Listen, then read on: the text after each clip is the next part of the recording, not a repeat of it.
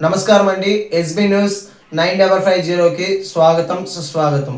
ఏ రోజు వార్త ఆ రోజు మనకు అప్డేట్ కావాలంటే ఎస్బీ న్యూస్ 9550 ఛానల్ను మీరు సబ్స్క్రైబ్ చేసుకుంటే ప్రతిరోజు వార్త మీకు అప్డేట్గా ఉంటుంది.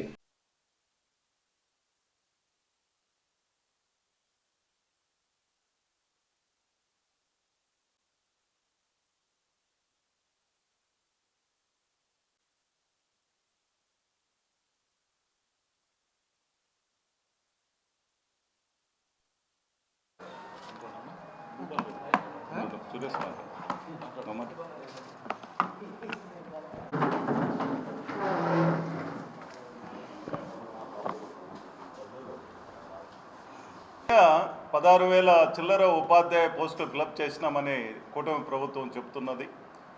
అది పూర్తిగా అన్యాయంగా పేపర్ లీకేజీ, తర్వాత మెరిట్ వచ్చినటువంటి విద్యార్థులకు సరైనటువంటి న్యాయం చేయలేదని గత వారం రోజులుగా రాష్ట్ర వ్యాప్తంగా వైసీపీ శ్రేణులు అయితేనేమి, తర్వాత మా నాయకుడు జగన్మోహన్ రెడ్డి అయితేనేమి, తర్వాత ప్రతిపక్ష నాయకుడు బొత్స సత్యనారాయణ గారు అయితేనేమి, ఎమ్మెల్సీలుగా మేమైతేనేమి అందరం కూడా ప్రభుత్వాన్ని కోరుతున్నాం, నిష్పక్షపాతంగా దీని మీద విచారణ జరిపించండి. ఇన్ని ఆరోపణలు వస్తున్నప్పుడు ఎందుకు విచారణ జరిపించడం లేదు అని మేము చెప్తూ ఉంటే, ఒక పక్క అందరూ కూడా దీన్ని ఖండించడం చేస్తున్నారే తప్ప విచారణకు ముందుకు రావడం లేదు. నవీన్ అనేటటువంటి వ్యక్తి ఎస్సీఆర్టీలో గత 2016 సంవత్సరం నుంచి అతను ఉద్యోగస్తుడిగా, టెంపరరీ ఉద్యోగస్తుడిగా ఉంటున్నాడు. అతను పని ఏంటంటే క్వశ్చన్ పేపర్స్ అప్లోడ్ చేయడము, తర్వాత అధికారికంగా ఇతరులకు పంపించడము, క్వశ్చన్ పేపర్ సెట్టింగ్ చేయడంలో పూర్తి బాధ్యత అతనే తీసుకున్నాడు. అటువంటిప్పుడు అతనికి రాష్ట్రంలో నవీన్ అనేటటువంటి వ్యక్తికి నెంబర్ 1 ర్యాంక్ రావడం జరిగింది, మొదటి ర్యాంక్ రావడం జరిగింది. అది ఎలా సాధ్యమవుతుంది? అతను పేపర్ లీక్ చేస్తుంటేనే కదా అతనికి వస్తున్నది. అతని ద్వారా ఎంతమందికి రాష్ట్రంలో పేపర్ అందింది అనేది విచారణ చేయమంటున్నాం, అది విచారణ చేయడం లేదు. అతనికి రాష్ట్రంలోనే మొదటి ర్యాంక్ వచ్చినటువంటి వ్యక్తికి ఎందుకు ఉద్యోగం ఇవ్వలేదు అంటే, అతను ఒకసారి ఏం చెప్తారు అధికారులు, అతను సర్టిఫికేట్ల వెరిఫికేషన్కి రాలేదు అని ఒకసారి చెప్తారు. ఒకసారి ఏం చెప్తారు, అతను మా ముందుకు వచ్చేసి నాకు ఉద్యోగం అవసరం లేదు అన్నాడని ఒకసారి చెప్తారు. మరొకసారి ఏం చెప్తాడు, అతను ఉద్యోగం చేస్తున్నాడు కాబట్టి అతను అర్హుడు కాదు అని మరొకసారి చెప్తాడు. ఏంటి అతని నేమ్ అంతా కూడా మెరిట్ లిస్ట్లో నుంచి ఎందుకు డిలీట్ చేయాల్సిన అవసరం ఏర్పడింది అనేది కూడా ఆలోచించాల్సిన అవసరం ఉంది.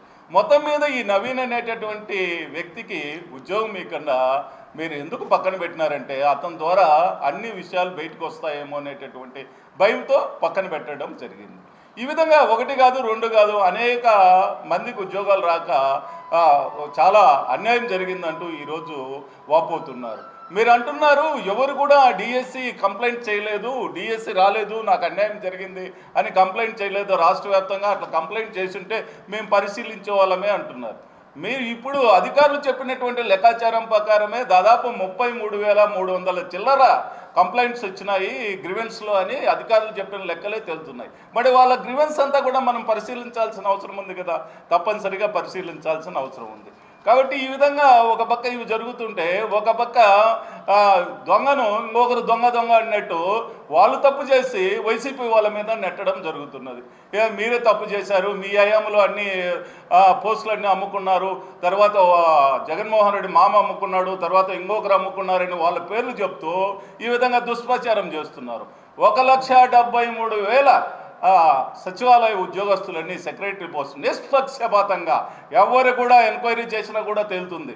ఒక్కరు కూడా ఒక రికమెండేషన్ లేకుండా నిష్పక్షపాతంగా వ్యవహరించి పోస్టులు ఇచ్చినటువంటి ఘనత జగన్మోహన్ రెడ్డి గారికి దక్కుతుంది. నువ్వు 16,000 చేసావు, 16,000లో 96 ఆరోపణలు వస్తున్నాయి. ఈ ఆరోపణలన్నీ నిగ్గు తేల్చాల్సిన అవసరం ఉంది కదా. స్థానికంగా కడప జిల్లాలో కూడా మొన్న ఒక ఆరోపణ వచ్చింది, జెడ్పీలో కారుణ్య నియామకాలన్నీ కూడా అనర్హులకు ఇచ్చినారు అని చెప్పారు. అదే మేమేమంటున్నామంటే ఎంక్వైరీ చేయండి, ప్రభుత్వం మీది ఎంక్వైరీ చేసి దాని మీద నిష్పక్షపాతంగా ఎవరైతే తప్పు చేశారో అధికారులు వాళ్ళ మీద చర్య తీసుకోండి. డిఎస్సిలో ఈ స్పోర్ట్స్ కోటాలో పూర్తిగా అనర్హులకు అందరికీ ఉద్యోగాలు రావడం జరిగింది. ఎట్లంటే జనరల్గా టెట్ పాస్ కావాలి, డిఎస్సి పరీక్ష పాస్ కావాలి, ఎన్ని పాస్ అయిన తర్వాత స్పోర్ట్స్ కోటాలో ఉండేటటువంటి వ్యక్తుల్లో మెరిట్ చూసి స్పోర్ట్స్ కోటాల్లో ఉద్యోగాలు కేటాయిస్తారు, అది పద్ధతి. కానీ ఇక్కడ ఏం జరిగింది, డిఎస్సి పరీక్ష రాయలేదు, టెట్ పరీక్ష రాయలేదు, డైరెక్ట్గా శాప్ ద్వారా సర్టిఫికేట్లు పరిశీలన చేసి వాళ్ళే దొంగ సర్టిఫికేట్లు ఇచ్చేసి పోస్టులు ఇవ్వడం జరిగింది. ఎంత అన్యాయం చూడండి. మెరిట్లో ఉండేటటువంటి విద్యార్థులకు అన్యాయం జరిగిందా లేదా?